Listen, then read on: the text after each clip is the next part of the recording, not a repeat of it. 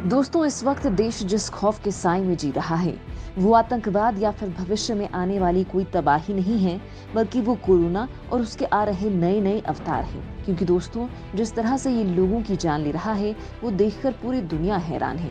जैसा कि आपने देखा, जब पहली लहर आई तब पूरी दुनिया किस तरह से टूटती दिखाई दे रही थी, क्योंकि उस वक्त तो इससे लड़ने की कोई दावा भी नहीं थी, जिसके कारण दुनिया दूसरी लहर का भी शिकार तेजी से हुई और फिर तबाही का ऐसा मंजर हमें दिखा जिसे देखकर दुनिया का ताकतवर से ताकतवर देश भी अपने घुटने टेक रहा था। लेकिन इन सब के बीच फिर एक उम्मीद किरण आई, जो थी वैक्सीन। और अब दिक्कत ये आ रही थी कि इतने सारे देशों के करोड़ों लोगों तक वैक्सीन जल्द से जल्द कैसे पहुंचाई जाए, जिसका हल भी पूरी दुनिया के सभी देशों ने साथ मिलकर निकाला और उन देशों को भी वैक्सीन दी जो इसे खरीद नहीं पा रहे थे। लेकिन जब दुनिया थोड़ी संभल ही रही थी, तब एक बार फिर कोरोना ने अपना फन उठाया और दुनिया पर हमला बोल दिया। इस बार ये ओमिक्रॉन कोरोना के रूप में सामने आया है, जो कि पहले से कई ज्यादा ताकतवर है। ताकतवर इसलिए क्योंकि ये इस बार बड़ी ही तेजी के साथ फैल रहा है और इसने ब्रिटेन समेत 90 से भी ज्यादा देशों को अपनी चपेट में तेजी से ले लिया। ओमिक्रॉन कोरोना ब्रिटेन में विकराल रूप धारण कर चुका है, लेकिन इन सब के बीच भारत के लिए एक और राहत भरी खबर आई है। अब सवाल ये है कि क्या भारत में ओमिक्रॉन वैसी ही तबाही मचा पाएगा जैसे कि बाकी देशों में मचा रहा है? क्या होगा अगर दुनिया में आ गई तीसरी लहर? आखिरकार भारत ने ओमिक्रॉन से लड़ने के लिए क्या खास तैयारी कर रखी है? क्या दुनिया को करना पड़ेगा पहले जैसे हालातों का सामना? आज मैं आपको इन तमाम सवालों का जवाब दूंगी इस वीडियो में, लिहाजा बने रहिए हमारे साथ इस वीडियो के लास्ट तक, क्योंकि दोस्तों, ये बात सेहत और देश दोनों से जुड़ी है। तो चलिए जानते हैं। भारत में कोरोना को लेकर सामने आई राहत भरी खबर। भारत में तेजी से ठीक हो रहे ओमिक्रॉन संक्रमित।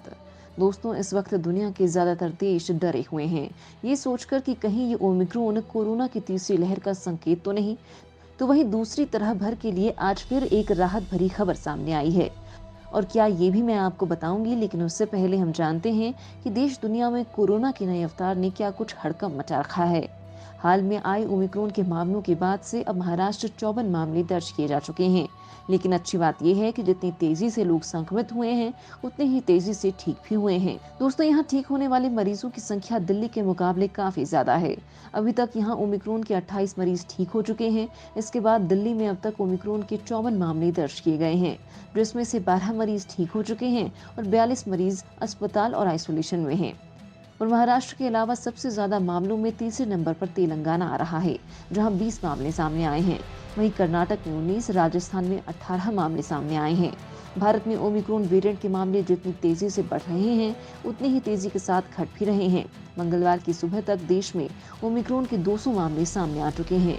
और यहाँ एक हैरान करने वाली बात यह है कि ओमिक्रॉन के 200 मामलों में से 77 मरीज संक्रमण से उबर चुके हैं या फिर देश छोड़कर चले गए। अब आपको बताते हैं कि देश में कोरोना को लेकर क्या स्थिति बनी हुई है। दोस्तों, मंत्रालय की ओर से मंगलवार को जारी आंकड़ों के अनुसार भारत में कोरोना वायरस के 5,326 नए मामले आए हैं। दोस्तों, मंत्रालय की ओर से मंगलवार को जारी आंकड़ों के अनुसार भारत में कोरोना वायरस के 5,326 मामले सामने आए हैं, जो 581 दिनों में संक्रमण के सबसे कम मामले हैं। और वहीं 453 लोगों की इसके कारण जान भी गई है।